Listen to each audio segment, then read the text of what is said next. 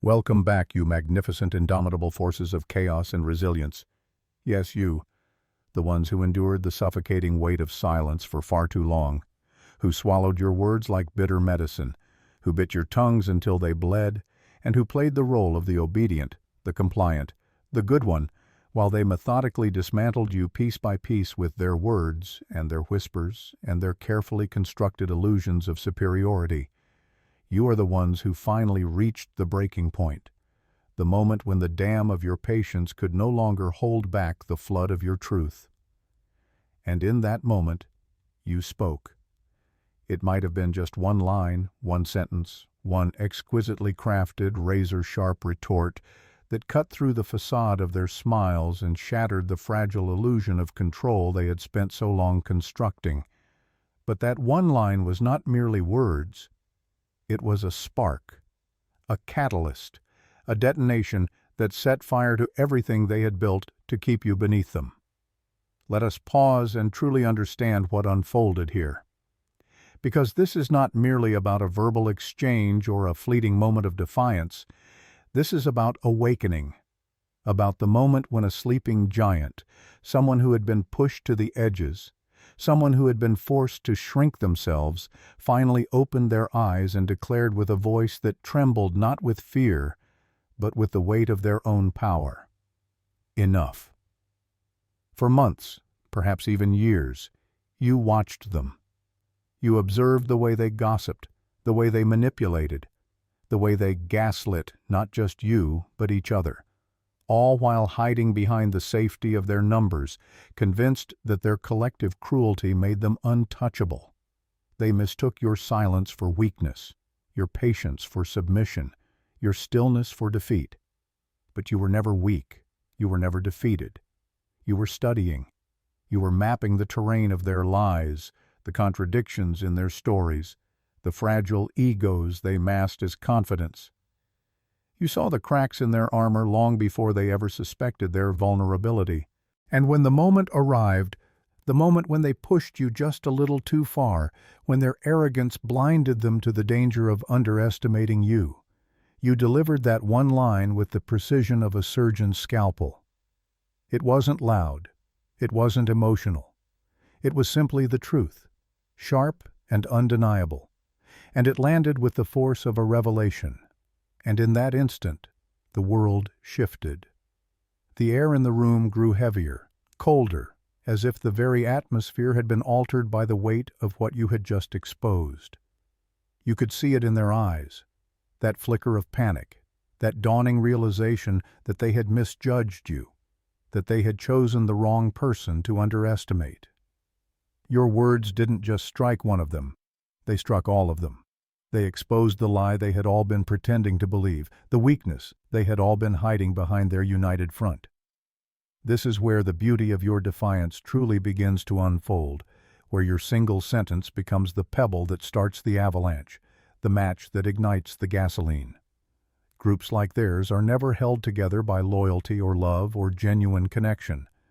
They are held together by a shared target, by the need for a villain to justify their own cruelty, by the illusion that their strength lies in numbers rather than in integrity.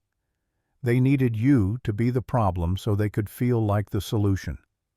They needed you to be silent so their lies could echo unchallenged. But you broke that pattern. You spoke. And in doing so, you didn't just defend yourself, you held up a mirror. And for the first time, they were forced to see themselves. Now, the real unraveling begins. The alliances they thought were unbreakable are fracturing. The group chats that once buzzed with coordinated attacks against you have fallen silent, then exploded into a storm of accusations, defenses, and desperate attempts to regain control. Your one line didn't just defend you, it exposed the rot at the core of their unity. Suddenly, the person standing next to them isn't an ally anymore. They're a potential threat. The whispers that once targeted you have turned inward. The knives they sharpened for your back are now finding new targets among themselves. They are questioning each other, turning on each other, scrambling to offload the guilt, and reposition themselves as the good ones in a story that is rapidly unraveling. The ringleader, the one who orchestrated it all, is making desperate plays to regain control, but every move only makes them look weaker. Every accusation only makes them seem more guilty. They created this situation themselves. Every cruel word, every lie, every person they recruited to their cause, it all became the foundation of their own destruction. And you were merely the catalyst, the match that revealed how flammable their lies always were. So what happens next? This is where most people get confused. They think this chain reaction means they've won, that now they can go back and reclaim their place in the group, that now the apologies will come and everything will be fine. But no, that's not how this works. This isn't a story of reconciliation. You don't want them back. You shouldn't want them back. People who spent months or years treating you like garbage don't suddenly become trustworthy because their coalition collapsed. The ones reaching out now, the ones trying to rebuild bridges, aren't doing it because they've had a change of heart. They're doing it because they're scared. Scared of being alone. Scared of being the next target. Scared that without the group, they are nothing. Let them feel that fear. Let them experience the isolation and doubt they inflicted on you. Because here's the truth. They are only now beginning to understand what you already survived. You walked through their fire and came out stronger. But them, they can't survive what they created. They need the group, the validation, the constant reinforcement that they're good people. Without it, they crumble. Your one line didn't just start a civil war among them. It freed you. It cut the last cord tying you to their opinion of you, to their version of your story. The moment you spoke up, the moment you stopped caring whether they liked you or accepted you, you became untouchable. Not because you're perfect, not because you're above hurt, but because their weapons, their gossip, their exclusion, their judgment, it all lost its power the second you stopped giving it power. Now they're the ones obsessing. They're the ones checking your social media, wondering what you're thinking, whether you're watching their self-destruction with satisfaction or indifference. They're the ones who can't move on because they built so much of their identity around opposing you. And now that you're no longer playing the role they assigned you, now that you're no longer the villain in their story, they don't know who they are anymore. So what do you do now? Nothing. Absolutely nothing. This is the part where you master the art of absence. You don't gloat. You don't send messages. You don't subtly reference the chaos in your posts. You don't give them anything to analyze, to twist, to use as evidence that you're still thinking about them. Because you're not. You're building something new, something better, something that has nothing to do with them. This is your season of radical self-focus, of reclaiming the energy you once wasted on their drama and redirecting it toward your own growth. While they're drowning in the consequences of their own making, you're learning, creating, connecting with people who actually see you, who value you, who treat you with the respect you always deserved. You're discovering that life without their toxicity is lighter, brighter, more peaceful than you ever imagined. You're realizing that their rejection wasn't a loss. It was a redirection, a push towards something infinitely better. Every day you spend thriving in your new reality is another day they spend trapped in theirs. Every moment you invest in your own growth is a moment they waste trying to repair relationships built on lies. Every genuine connection you make is a reminder that their cruelty was never normal, never acceptable, never something you had to tolerate. Your one line was the beginning of your freedom. But your silence now, your refusal to engage, your commitment to moving forward without them, that is how you ensure this chain reaction doesn't pull you back in. Because they will try. When the dust settles and they realize what they've lost, some of them will reach out. They'll test the waters with casual messages, inside jokes, invitations to reconnect. Don't bite. Remember what they revealed about themselves. Not in their moment of apology, but in their months of cruelty. People don't change that fast. They're not reaching out because they've grown. They're reaching out because their social circle imploded and they're desperate for any connection that feels familiar. You are not a backup plan. You are not a nostalgia trip. You are not their redemption arc. Let's talk about the long game, because this is where your power becomes permanent. Right now, they're in chaos. Friendships are ending. Accusations are flying. Everyone is trying to figure out who they can trust. And it's messy and dramatic and consuming all their energy. But eventually, the dust will settle. Some of them will reconcile. Some will form new alliances. Some will drift apart forever. And when that happens, they'll all remember one thing. You, the one who started it all with a single sentence. The one who saw through their act when they thought they were invisible. The one who had the courage to speak when they expected eternal silence. You'll become a legend in their memory. Not as a villain, but as a warning. A reminder that cruelty has consequences, that lies eventually crumble, that underestimating the quiet one is always, always a mistake. Years from now, they'll tell stories about you.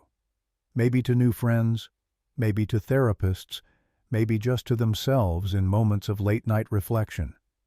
They'll remember your line word for word. They'll remember the look on your face when you said it. They'll remember the feeling of their carefully constructed reality cracking apart. And they'll wonder what you're doing now, whether you ever think about them, whether you forgave them. But you won't care, because by then, you'll be so far beyond that chapter of your life that it will feel like a story that happened to someone else. You'll have new friends who treat you with respect, new experiences that remind you what genuine connection feels like, new successes that prove you never needed their validation to be worthy. You'll be living proof that sometimes the best revenge isn't revenge at all. It's indifference. It's moving on so completely that their drama, their chaos, their very existence becomes irrelevant to the story of your life. And that, more than anything, is the ultimate victory. But for now, in this moment, as you watch their civil war unfold, watch as the alliances they swore were unbreakable splinter into fragments, as the group chats that once buzzed with coordinated cruelty fall silent, then erupt into a storm of accusations and betrayals. Let yourself feel the deep, quiet satisfaction. Not the satisfaction of seeing them suffer, but the satisfaction of being proven right. You always knew their unity was a facade, a house of cards built on shared lies and the flimsy glue of a common target. You always knew their cruelty revealed far more about their own insecurities than it ever did about your worth. You always knew that truth, no matter how buried, would eventually claw its way to the surface. Your comeback line didn't create the truth. It simply accelerated its arrival, forcing it into the light where it could no longer be ignored or denied. They thought they could break you into silence forever. They believed that if they just pushed hard enough, if they chipped away at you with enough relentless cruelty, you would eventually disappear. Apologize. Accept their warped version of reality. Shrink yourself to fit the mold they'd carved for you. But they were wrong. You didn't break. You didn't disappear. You spoke. And your words, that one perfectly crafted comeback, did more damage to the structure of their power than all their combined efforts ever did to you. Their entire system was built on the assumption that you would remain silent, that you would continue to absorb their poison without ever pushing back. The moment you shattered that assumption, you didn't just defend yourself. You exposed the fragility of everything they had constructed, their unity, their control, their carefully curated image of strength. It all crumbled because it was never real to begin with. Now, let's turn our attention to the people watching from the sidelines. Because your comeback didn't just affect your tormentors, it reverberated through everyone who witnessed it. The silent observers, the ones who watched you get torn apart and did nothing, who felt the discomfort gnawing at them, but were too afraid to risk becoming the next target. The ones who secretly admired your resilience but lacked the courage to show it. Your comeback gave them something too. Permission. Permission to speak up, to question the toxic dynamics they'd been complicit in, to step away from the poison without drowning in guilt. You became an example not by setting out to be one, but simply by refusing to stay silent any longer. And that ripple effect, that quiet revolution of conscience, is even more powerful than the immediate chaos you unleashed. People are paying attention now, not just to the drama, but to you, to how you handled it and how you're handling it now. They're watching to see if you'll stay calm or lose control, if you'll gloat or move on, if you'll let this moment define you or use it as a launching pad for something greater. Every day you choose dignity over drama, growth over revenge, peace over chaos. You're teaching them something profound. You're showing them that strength doesn't look like cruelty. It looks like boundaries. It looks like self-respect. It looks like walking away and never looking back. So when you feel the temptation to engage, to explain yourself, to rub their noses in the mess they've made, remember this. You're not just making choices for yourself. You're setting an example for everyone who has ever felt small, silenced, or suffocated by the weight of group dynamics. You're proving that one person's truth can dismantle 100 people's lies. You're demonstrating that sometimes the bravest thing you can do is refuse to fight on their terms and instead exist powerfully, unapologetically, in your own right. Your comeback line was the spark, the moment that ignited the fire. But your continued evolution, your refusal to be dragged back into their chaos, your unwavering commitment to building a life that no longer includes them, that is the fire that keeps burning long after the initial explosion. That is what truly terrifies them. Not what you said, but who you're becoming. Someone who doesn't need them. Someone who thrives without them. Someone who has seen through the illusion of their power and can never unsee it. That's the gift your one comeback gave you. Clarity. The ability to see them exactly as they are, stripped of all the intimidation, manipulation, and false authority. They're just people, insecure, petty, desperate people who found temporary power in numbers and cruelty. Nothing special, nothing scary, nothing worth sacrificing your peace for. So what happens next? This is where the real transformation begins, not just for them, but for you. The moment you spoke up, you didn't just expose their fragility.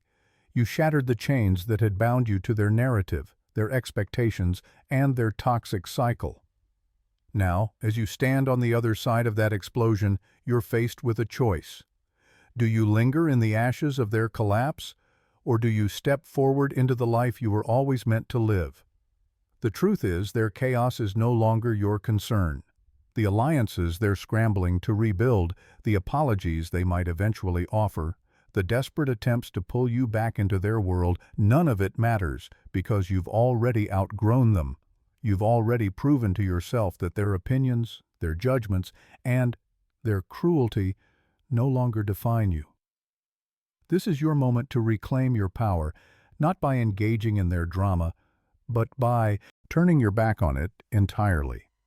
This is your opportunity to build a life that is untouched by their toxicity, a life where your worth isn't measured by their approval or their rejection.